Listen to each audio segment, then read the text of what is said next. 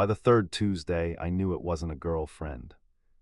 My name is Dan Mercer. I've been a licensed private investigator in Texas for 11 years, Class A, out of Harris County.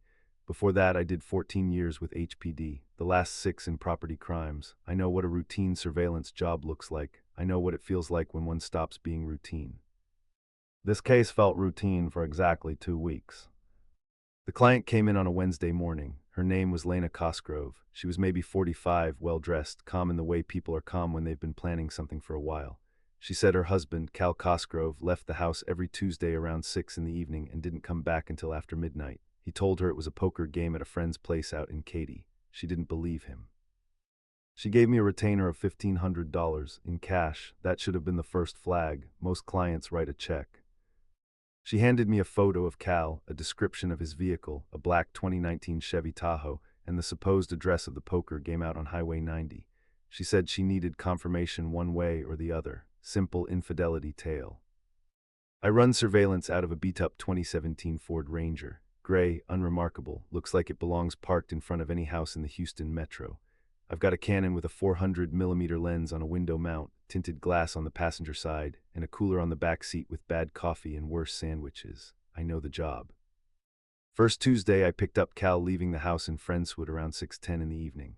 He headed north on 45. I expected him to cut west toward Katy. He didn't. He went north another 4 miles and pulled into a strip mall off Telephone Road, sat in the parking lot for 20 minutes, then left. I followed him to Whataburger on Airport Boulevard near Hobby Airport. He sat in a booth alone for 40 minutes, reading his phone.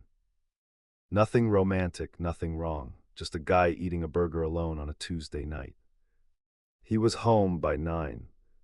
I wrote it up, noted the deviation from the stated destination, and didn't call Lena. One Tuesday doesn't tell you much. Second Tuesday, same start, same stretch of 45 north. Same strip mall, different parking spot, same 20 minutes, then east toward Pasadena. He met a man in the parking lot of a Harbor Freight on Spencer Highway. They stood outside for maybe 4 minutes. No handshake, no hug. The second man handed Cal a padded mailer envelope, walked back to White Ram 1500 and left. Cal sat in the Tahoe for 10 minutes, then drove back to the same Whataburger and ate again. I shot the whole thing with the Canon. Got clean frames of the second man's face, clean frames of the Ram's plates. That was the first wrongness. It wasn't romantic, it looked transactional. I couldn't identify it yet, so I put it in the file and went home. That night I ran the Ram's plates through my SkipTrace service. The registration came back to a name I didn't recognize, Raymond Tull, Friendswood address, different street from the Cosgroves. I didn't push it further, not yet. The third Tuesday is where everything shifted. It had been raining most of that afternoon, one of those flat, gray Houston rains that doesn't fall so much as hang in the air. By 7 o'clock it had slowed to a drizzle. The streets on the south side of town had that slick, orange-tinged look when the sodium lights catch the wet asphalt, the kind of evening where sound carries differently, where everything feels a little too close. Cal took a different route this time, south toward League City, then east on FM 518 toward Pearland. I followed at distance 2 car lengths back, one vehicle between us when I could manage it. He pulled into an industrial park on Old Alvin Road, about a quarter mile past the intersection with Oldfield Road. Corrugated metal warehouses, a chain-link perimeter with a rolling gate that had been left open, a couple of floodlights on poles. The kind of place that's busy at noon and empty at 7 in the evening. Except it wasn't empty. 4 vehicles were already parked inside the fence when Cal pulled in. I stayed on Old Alvin, cut my lights, and rolled into a gravel pull-off behind an overgrown drainage easement about 80 yards out, long enough for the 400mm. My windows were fogged from the damp, and I cracked the driver's side an inch to clear them. The night air that came in smelled like wet gravel and something faintly chemical, fertilizer or solvent. I couldn't tell which. I kept the engine off. The only sounds were the tick of the cooling block and the thin hiss of drizzle on the Ranger's roof. I watched through the lens. Cal got out carrying a hard-sided case, looked like a Pelican, the kind you'd use for camera equipment or medical equipment. 2 men I didn't recognize came out of the near warehouse, then Raymond Tull, then a 5th man. I got 5 frames before the 5th man turned, and I saw his face clearly. I knew the face not from the Cosgrove file, from the news, from a federal indictment that had been in the Houston Chronicle 8 months earlier, a moving and storage front connected to a DEA investigation, charges that had gone quiet the way charges sometimes go quiet when someone is cooperating. I held the lens on him a few seconds longer than I needed to. I wanted to be wrong. I looked at the jaw, the build, the way he stood with his weight shifted to one side. I wasn't wrong. My stomach didn't drop. I've been doing this long enough that my body doesn't dramatize things the way it used to. But something behind my ribs went very still and very quiet. The drizzle kept ticking on the roof. One of the floodlights on the far pole was flickering, cycling on and off in a slow, irregular rhythm. Nobody inside the fence seemed to notice. I put the camera down. My hands were steady. That's the job, but my head was working fast. This wasn't a cheating case. It hadn't been a cheating case for weeks. I sat in the Ranger for another 4 minutes and watched. A sixth man came out of the warehouse and opened the Tahoe's back gate. Cal moved something from the Pelican case into a duffel the sixth man was holding. I got 2 frames of that. Then I put the cannon behind the seat, started the engine, and drove away without my lights on for the first quarter mile. I didn't finish the tale. The drive back to the 45 on-ramp felt longer than it should have. Old Alvin Road is poorly lit. The wet pavement made it hard to judge the edges. I kept the radio off. I kept checking the mirrors. I didn't have a particular reason to think anyone had made me, but I'd learned a long time ago not to argue with that instinct when it shows up. I didn't feel like myself again until I was back on the interstate with other headlights around me. When I got home, I called my attorney. I told him what I had in the file. He told me not to transmit anything electronically. He told me to print the important frames and put the originals on a memory card I had not touched with bare hands. He told me to call him again in the morning.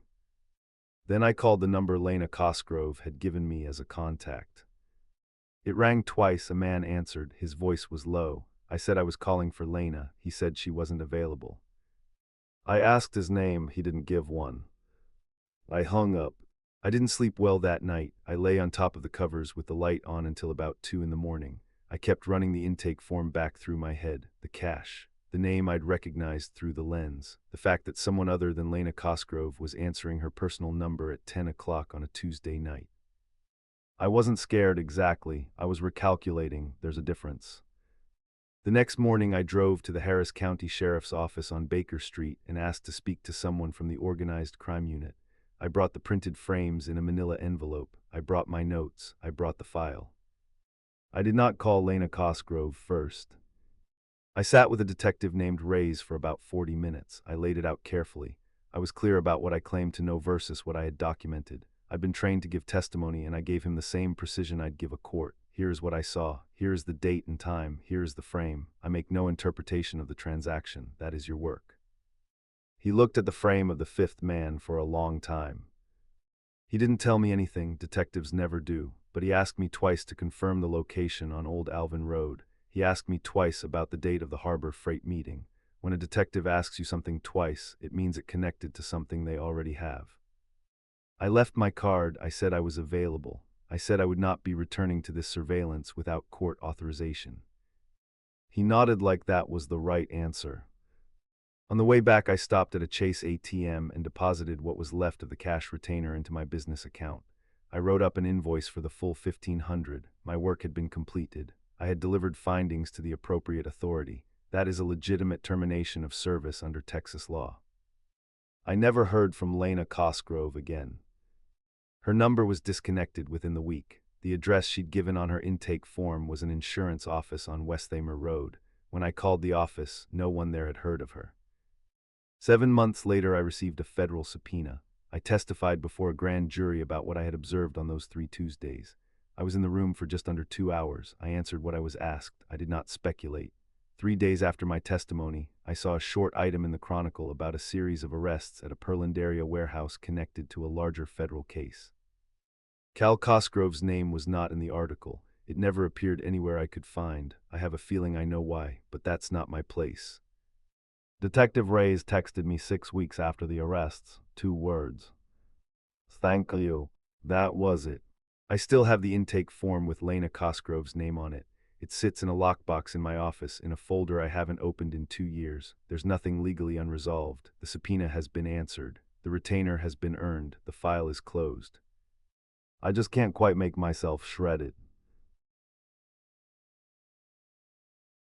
The motion light above my garage came on at 2:17 in the morning, and when I pulled up the camera app, the driveway was empty. My name is Derek. At the time I'm talking about, I was 31, living alone in a small split level outside of Sylva, North Carolina. My girlfriend Mara was in Charlotte for the week visiting her sister. I'd been alone for 4 days. Nothing unusual had happened in those 4 days. The house felt like my house. I knew its sounds. I want to say something before I get into this. I am not a jumpy person. I grew up backing up to a tree line in western North Carolina. Owls, deer, the occasional black bear knocking over a trash can. None of that rattled me. This rattled me.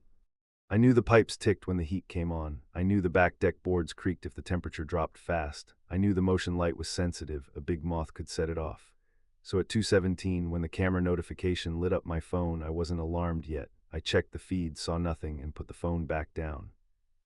Then it came on again at 2:31. I sat up that time, checked the feed again. The driveway was empty all the way to the road. I could see my old Tacoma sitting there under the light and the gravel and the edge of the yard, nothing else. I told myself a deer had cut across the top of the driveway and moved out of frame fast. That made sense. I lay back down. At 2:48, the light came on again. This time I got out of bed. I stood at the bedroom window and looked down at the driveway directly, not through the app, with my own eyes. The light was still on. The Tacoma was there. The gravel was empty. The tree line past the fence was dark and still. I watched until the light clicked off, about 40 seconds. Nothing had tripped it, no deer, no person, nothing big enough to matter. The light had just come on. I went downstairs and checked the back door. Locked. I checked the door from the kitchen to the garage. Locked. I stood in the kitchen for a minute listening. The pipes ticked, the refrigerator hummed, everything else was quiet. I went back to bed. I didn't sleep for a long time.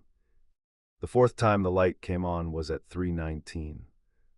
When I pulled up the camera, something was wrong with the frame. The driveway looked right, the Tacoma looked right, but at the very left edge of the image, the corner where the camera's view ended, there was a shadow that didn't line up with anything. The light source was overhead. The Tacoma threw a shadow down and slightly right. The fence post threw a shadow down. Everything tracked. This shadow went the wrong direction. It was low, near the ground, and it pointed toward the house. I stared at it for about 30 seconds. Then the motion light clicked off, the feed went dark, and when it came back up in night vision, the shadow was gone. I got up and turned on every light on the ground floor. I thought clearly about what my options were. I could call the non-emergency line and describe a motion light that kept triggering and a shadow that looked wrong. I knew how that would go. I could call 911 and say I believed someone was outside, which I didn't know for certain yet, or I could wait. I decided to check the side yard camera first. There's a second camera on the side of the house. I almost never look at it. It only shows the crawlspace vent and a stretch of grass that leads to the backyard. I opened the app and switched to that feed. There was a man standing at the edge of the frame. He was half in shadow. He wasn't moving. He was standing still, facing the house, and I could see enough of him to know he was an adult male, heavier build, dark jacket. He wasn't trying to hide from the camera. He was just standing there. I went cold. I backed up until I felt the kitchen counter behind me. I stood there with my phone in my hand, watching the feed. He didn't move for the full 30 seconds I watched. Then the camera refreshed and he was gone. I called 911. I told them there was a man on my property at approximately 3:30 in the morning, that I'd seen him on my security camera, that I was inside alone. They said they were sending a unit. They told me to stay on the line. I took my phone to the hallway closet on the ground floor. It's a deep closet, used to have a gun safe in it. The door has a lock on the inside. I pushed back behind the winter coats, pulled the door shut, locked it, and crouched down against the back wall. The dispatcher stayed with me. She was calm and quiet. Every couple of minutes she'd say something like, "Units are en route, you're doing fine." I sat in that closet and listened to my house. For about 6 minutes, nothing. Just the pipes, the refrigerator, the ordinary sounds of a house at 3 in the morning. Then I heard the back deck boards creak. The specific creak I'm talking about is the one the third board from the door makes. It's different from the other boards. It's a longer sound, almost like a groan. I'd learned to recognize it when Mara came in through the back door late. That board always announced her, half a second before she stepped inside. It groaned once, then again. Someone was on the deck. I told the dispatcher, I whispered it. She said, "Units are 2 minutes out." Then I heard the back door handle move. It's a lever handle. When someone presses it down, there's a click. When they press it on a locked door, there's a second click as it catches. I heard both of those sounds. Someone tried the door, it was locked. They tried it once more. Same result. Then the deck boards creaked again, softer, moving away. The dispatcher said, "I hear you breathing. That's okay, they're close." About a minute later, I saw lights through the crack at the bottom of the closet door, red and blue, sliding across the floor from the front window. I heard a car on the gravel. I didn't come out until the deputy knocked and identified himself. 2 units, they walked the full property. They found the side gate to the backyard open. I keep it latched always. They found a section of the back fence where the grass was pressed down on both sides like someone had come over it and then gone back over it. On the outside of the fence, along the county road that runs behind the row of houses on my street, they found fresh tire tracks in the soft shoulder. There was nobody there, no man in a dark jacket. Whoever it was had gone. The deputy wrote everything up and suggested I get deadbolts on the back gate. He said sometimes you get transients working through an area, testing doors. He said it like it was a normal thing. Maybe it is, and I just hadn't encountered it before. I didn't go back to bed. I turned every light on and sat at the kitchen table until the sun came up. Then I drove to the Waffle House on 441 and drank coffee until I felt like a human being again.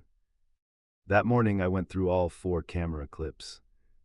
3 times the motion light triggered and the driveway appeared empty.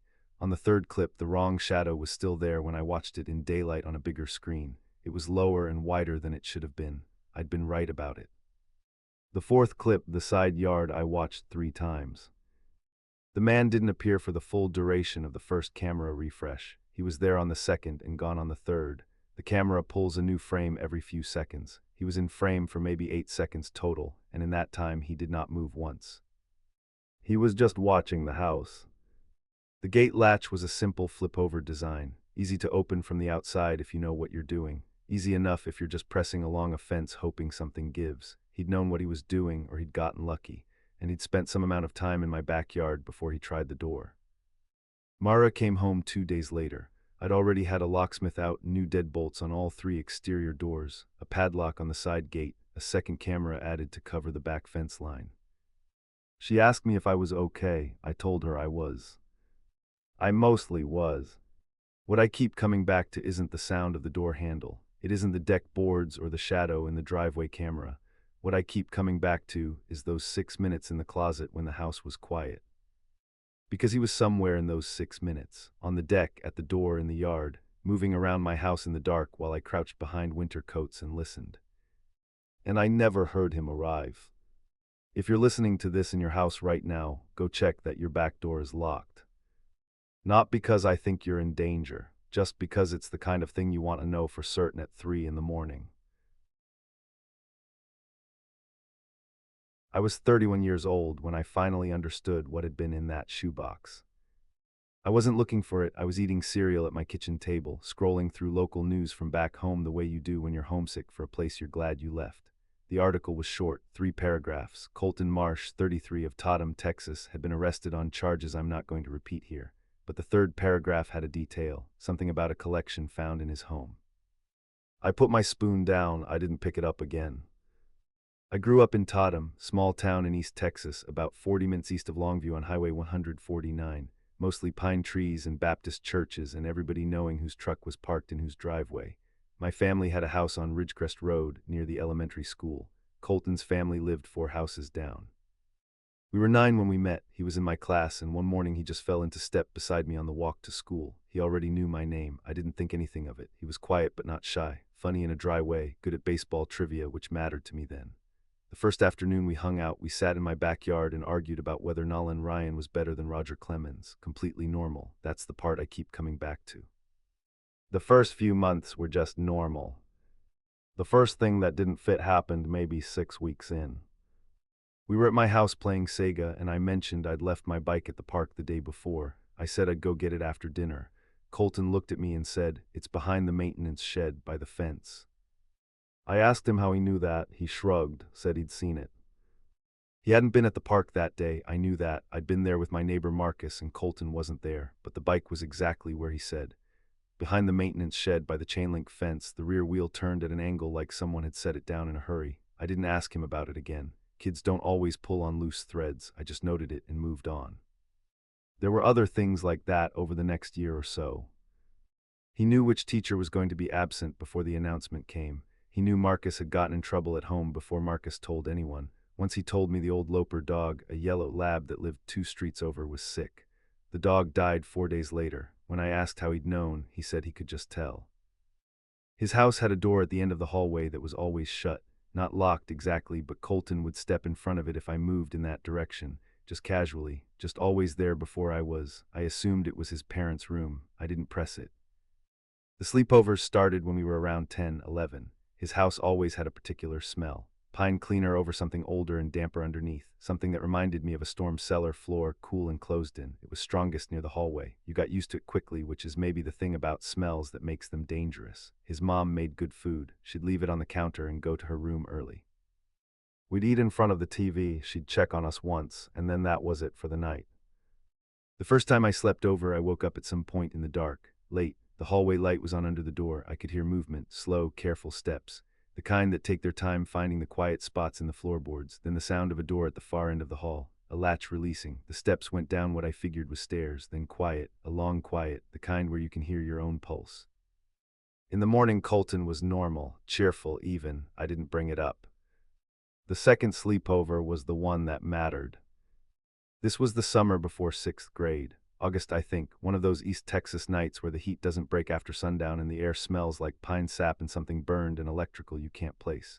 His dad was home that weekend, which was unusual. He wasn't unfriendly exactly, but he had a way of watching you, not at you, watching where you were in the room. He called Colton boy instead of by name.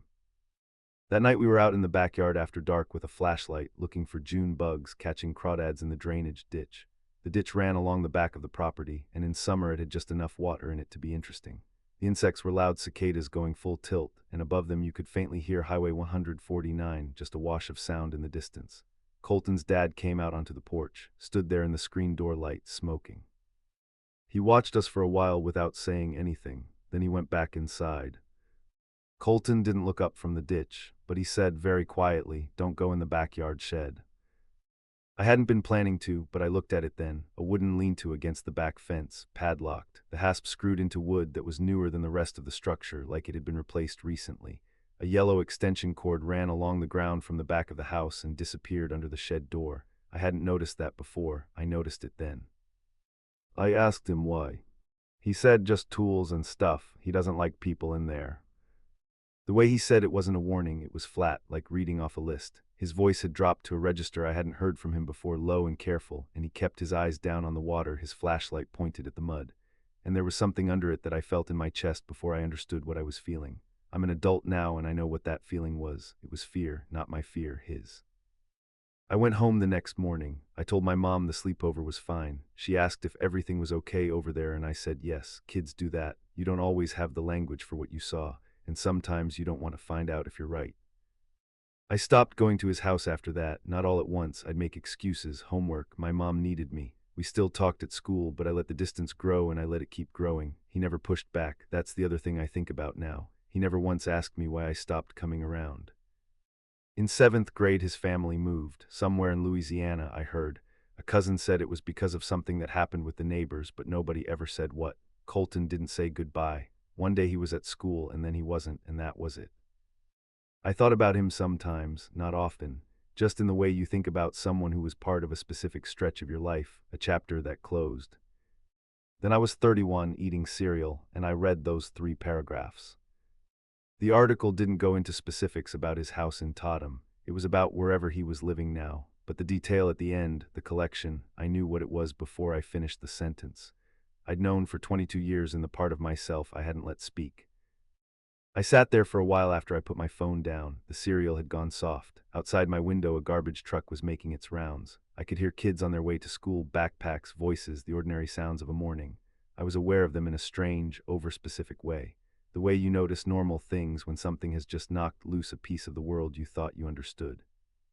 I went looking after that. There wasn't much. A Facebook memorial page for his mother who had died 6 years earlier. A brief obituary, 2 short paragraphs, nothing about cause, nothing about family. The second paragraph ended mid-thought, like whoever wrote it had decided to stop. I don't know what was in that shed. I mean that literally. I have guesses and I don't want to say them out loud. I don't know what he did with that key I saw him carry sometimes. The one on a plain ring with no label. The one he'd pocket fast if he caught me looking. I don't know what was on the other side of that hallway door. I don't know what was in the shoebox under his bed, the one I saw once when I rolled over to grab my water bottle off the floor. It was pushed far back against the wall, lid tucked down, the side facing out blank except for a small strip of something that might have been tape. I looked at it for maybe 3 seconds, then I looked away. I have thought about those 3 seconds more times than I can count. What I know is that I was 9 years old and something in me logged every one of those details and filed them under wrong without telling me. And then I was 11, and I felt his fear in my chest like it was mine, and I went home and said everything was fine. And I meant it the way kids mean things when they're trying not to know what they know. I haven't driven down Highway 149 since my grandmother passed. I've thought about going back, but not yet. I think I saw it, I just didn't have anywhere to put it yet.